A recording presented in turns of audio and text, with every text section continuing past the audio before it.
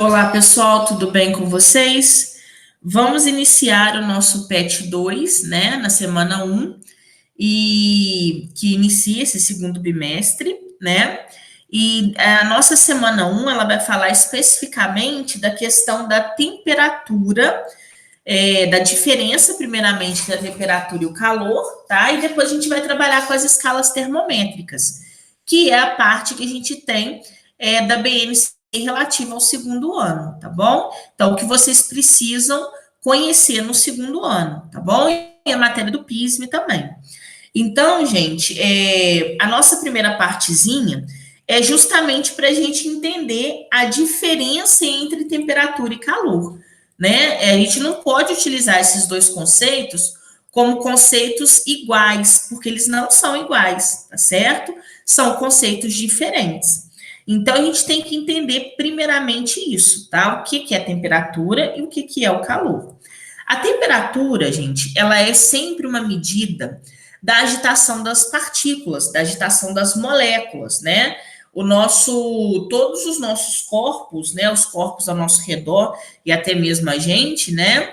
Nós somos compostos de partículas, que são essas moléculas que são constituídas pelos átomos, né? Já entra mais na parte da química. Então, todas essas partículas, elas têm um grau de vibração, um grau de agitação. Quanto mais agitadas estiverem essas partículas, maior vai ser a temperatura que esse corpo vai ter, tá? Então, a gente sempre vai medir a temperatura pela vibração ou pela agitação das partículas ou das moléculas, tá certo? E quanto maior for a temperatura do corpo, maior vai ser essa agitação. Então, o que define a temperatura de um corpo, gente, é sempre o quê? É sempre essa medida da agitação das partículas. Portanto, a temperatura de um corpo é uma grandeza que é intrínseca ao corpo, ou seja, está contida no corpo, a temperatura, tá? Agora, o calor não. O calor não está contido nos corpos. O calor, ele passa a existir quando ocorre transferência de energia. O calor, ele é uma forma de energia, tá? Então, sempre quando houver a transferência de energia, por isso que eu coloquei aqui, ó, energia em trânsito, né? Que essa transferência de energia, a gente vai estar falando sobre calor. Então, quando eu pego aqui, por exemplo, ó, tem uma xícara de café quente, certo? Aí eu posso colocar em contato, eu posso misturar com essa xícara de café que está frio, ok? Quando eu misturar esses dois, eu vou ter um café, uma temperatura um pouco mais baixa. Então, um café morno, por exemplo, né? Por quê? Porque houve transferência de calor desse que estava mais quente. O que significa estar mais quente? Numa temperatura maior do que esse que estava numa temperatura menor, tá? Então, houve transferência de calor, que é o que a gente chama de energia, né? Do corpo com maior temperatura para o corpo de menor temperatura. Isso sempre vai acontecer, tá, gente? Essa transferência de energia, né, que é o que a gente chama de calor, vai sempre ocorrer do corpo de maior temperatura para o corpo de menor temperatura. Isso aqui a gente sabe do nosso dia a dia, né, gente? Dei o exemplo do café ali, mas poderia ser o café com leite que a gente faz no nosso dia a dia. Alguma coisa que você tirou do fogo que acabou de cozinhar, a gente vai lá e coloca água fria para poder resfriar. Então, sempre vai estar acontecendo essa transferência de calor, né? Do corpo mais quente para o corpo mais frio. Portanto, o calor, gente, não é uma coisa que está contida no corpo. Quando a gente fala, né? Eu tô com calor, a gente está utilizando o conceito de calor de maneira errada na física, certo? Por quê? O calor, ele é uma coisa que vai ficar passando, que vai ficar transitando. Ele não está com a pessoa, então não tem como eu dizer que eu estou com calor. Quando eu falo eu estou com calor, eu estou querendo dizer o quê? O ambiente que eu me encontro está numa temperatura elevada e está transferindo calor para mim, certo? Da mesma forma, gente, que o frio é o contrário disso que eu acabei de falar. O frio, fisicamente falando, ele não existe. certo? Por quê? É o calor que vai ser transferido de um corpo para o outro. Então, vamos supor que a gente está num dia com uma temperatura de 15 graus, que já é mais friozinho para a gente, né? Então, está num dia numa temperatura de 15 graus. A gente sabe que o nosso corpo funciona a 36, 36,5 graus Celsius, certo?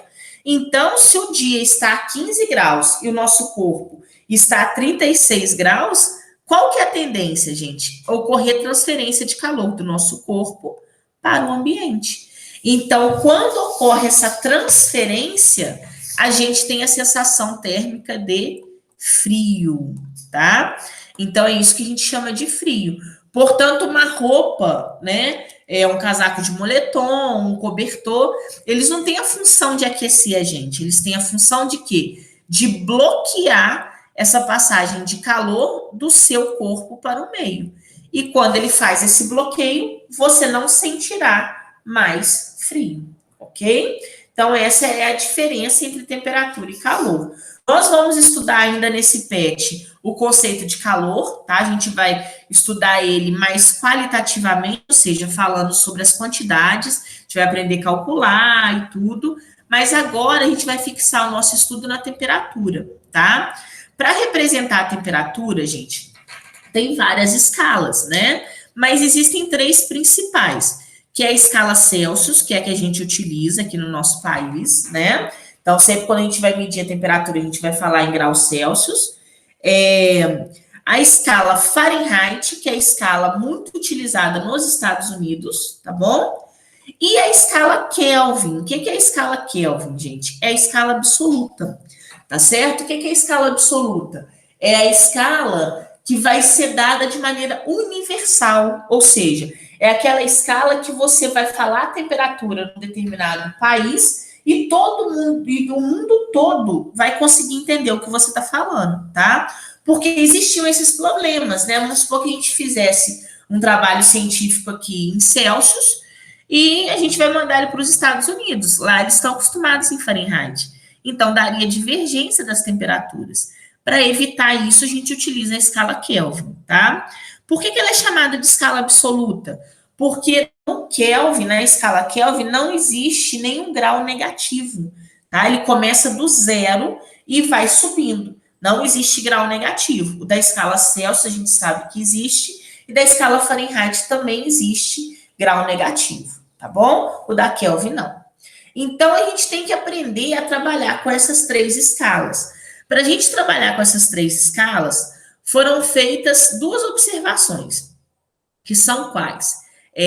O ponto de fusão da água em cada uma dessas escalas, como que foi chamado, né? Então, o ponto de fusão da escala Celsius, ó, que é o que a gente mais conhece, né?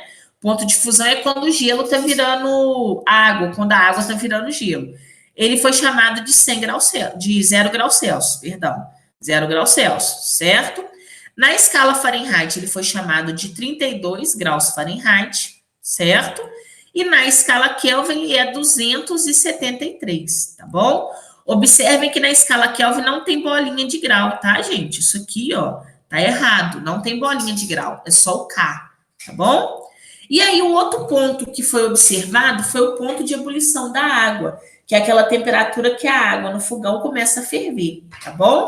Na escala Celsius, foi chamado de 100 graus Celsius.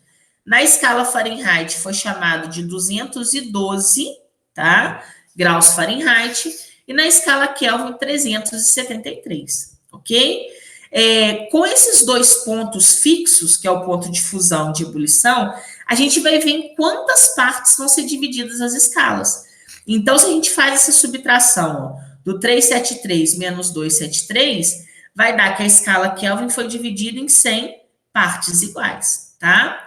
O da Fahrenheit, você vai fazer 212 menos 32, vai dar 180 partes iguais.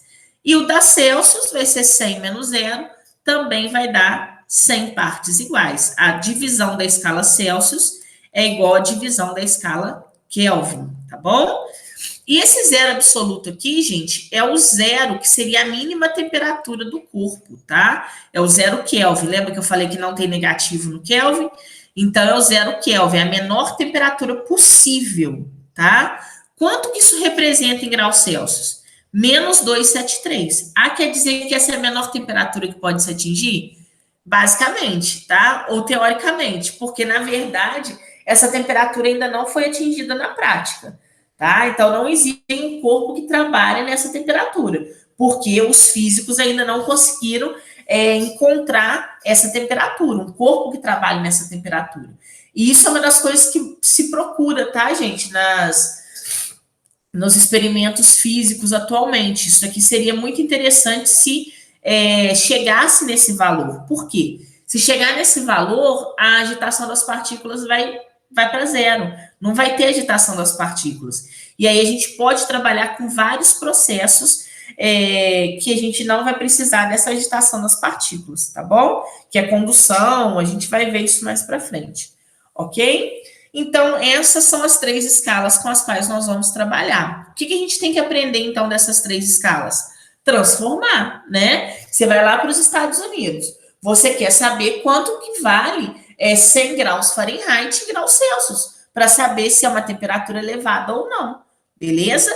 Então, a gente tem que aprender a fazer a transformação. Como é que a gente vai fazer a transformação? São 3 formulazinhas. A fórmula que transforma de Celsius para Fahrenheit, que é essa aqui, ó, TC sobre 5 é igual a TF menos 32 sobre 9, tá?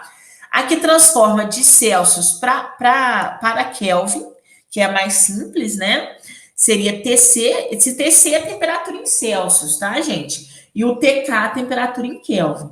Então, TC é igual a TK menos 273, e a relação entre Kelvin e Fahrenheit, que é TK menos 273 sobre 5, é igual a TF menos 32 sobre 9, tá? Então, lembrando que o TF é a temperatura em Fahrenheit, ok, gente?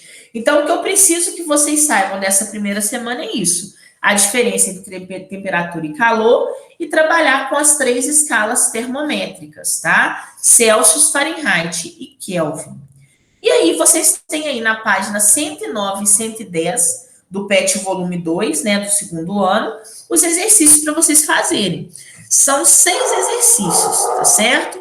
São 6 exercícios que vão existir aí para vocês fazerem. O primeiro, aí no caso, eu fiz o seguinte, eu fiz o número 3, o número 5 e o número 6 para vocês, tá? Então, eu fiz o exercício 3, o exercício 5 e o exercício 6. Vocês vão precisar fazer o número 1, o número 2 e o número 4, tá? Esses são os exercícios que vocês vão fazer para essa semana 1, é a tarefa de vocês para essa semana 1 do PET volume 2, ok, gente? Vamos ver o que está dizendo o exercício 3?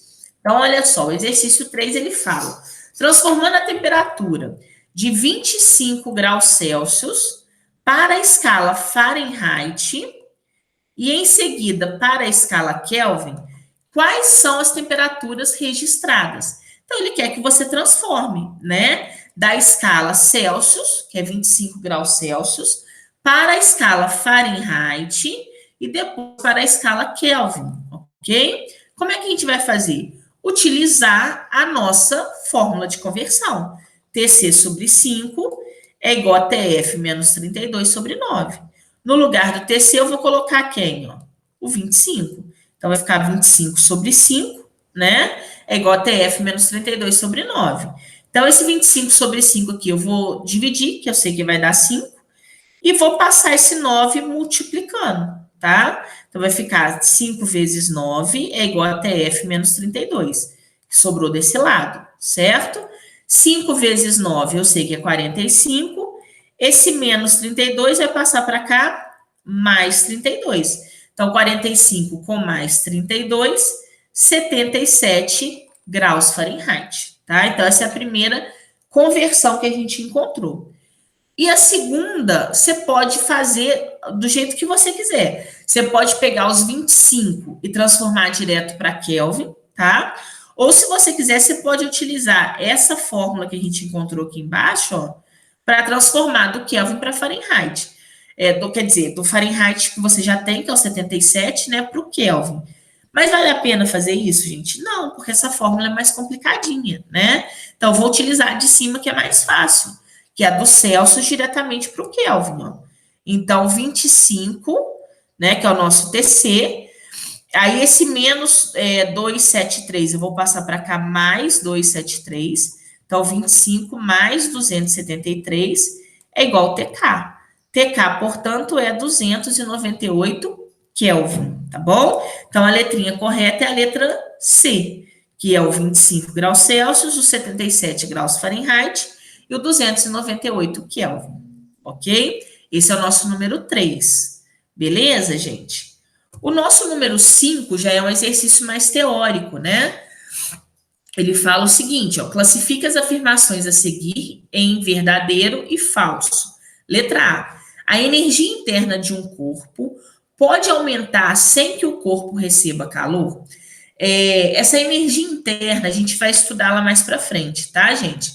Mas é possível aumentar essa energia interna sem que o corpo receba calor. Basta a gente realizar trabalho sobre o sistema, tá bom? A gente vai ver como é que faz isso depois. Mas basicamente seria o seguinte: aumentar a energia de um corpo seria fazer com que ele recebesse, com que aumentasse a temperatura dele, tá? Então tá falando o seguinte: é possível aumentar a temperatura de um corpo sem dar calor para esse corpo? Sim. Basta, por exemplo, você atritar esse corpo com alguma coisa. A gente sabe que nesse atrito, né, sempre passa calor, o objeto costuma ficar mais aquecido. Então, a gente está produzindo um aumento de energia sem recebimento de calor, tá? Então, essa primeira afirmativa é verdadeira. E aí já responde a letra B também, ó. Esfregando as duas mãos, uma contra a outra, a temperatura das mãos aumenta devido ao atrito entre as superfícies? Sim, né? Se eu estou produzindo atrito ali, eu vou estar produzindo um aumento da energia, consequentemente, o aumento da temperatura, tá bom? Então, a letra A e a letra B são verdadeiras. A letra C, podemos confiar somente em nosso tato para medir temperaturas? Isso está falso, né, gente? Porque a gente sabe, a gente sempre faz, né? Vou ver se você está com febre, põe a mão na testa. Mas isso é o correto? Não. Por quê? Porque o nosso corpo também tem uma determinada temperatura. Então, pode ser que a temperatura que a gente está medindo, né, entre aspas, não seja muito confiável. Então, é sempre bom a gente utilizar o termômetro. A gente não pode confiar no nosso tato para medir temperaturas, tá bom? E a letrinha D, a temperatura de um corpo é a quantidade de calor que ele possui? Não, né? A gente já viu que temperatura vai ser a medida da agitação das partículas. Não tem nada a ver com a quantidade de calor que o corpo possui. Ok, gente? Então, A e B são verdadeiras, C e D são falsas. Ok? E o número 6 também é um exercício teórico, mas ele não é complicado também, não. Olha só o que está dizendo aqui. Escolha a opção que completa corretamente as lacunas do texto. Por muito tempo, na história da física, considerou-se que o calor era uma propriedade dos corpos, que a possuíam em uma quantidade finita. Este conceito errôneo desapareceu no final do século XVIII. E hoje, sabe-se que o calor é uma forma de... Aí, quais são as opções aqui, né?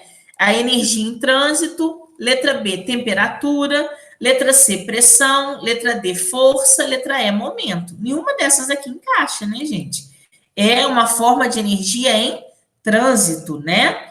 E, portanto, não tem sentido falar em calor contido nos corpos, né? Então, se o calor é uma forma de energia em trânsito, ele está sempre transitando de um corpo para o outro. Ele não está contido no corpo, tá bom? Então, na letra número 6, a letrinha correta é a letra A. Ok, gente? A tarefa de vocês agora é resolver o número 1, o número 2 e o número 4, tá bom? Bem tranquilinho aí para vocês a tarefa dessa primeira semana, ok, gente? Se tiver qualquer dúvida, qualquer situação que vocês não estejam entendendo alguma coisa, é só me procurar, tá bom? Me manda mensagem, me chama no privado no WhatsApp, que a gente vai sanando as dúvidas de vocês, né? Nosso objetivo aqui é fazer com que vocês aprendam, tá bom? Então, qualquer dúvida é só me procurar, tá certo, gente? Boa semana para vocês, um grande abraço, fiquem com Deus e tchau, tchau.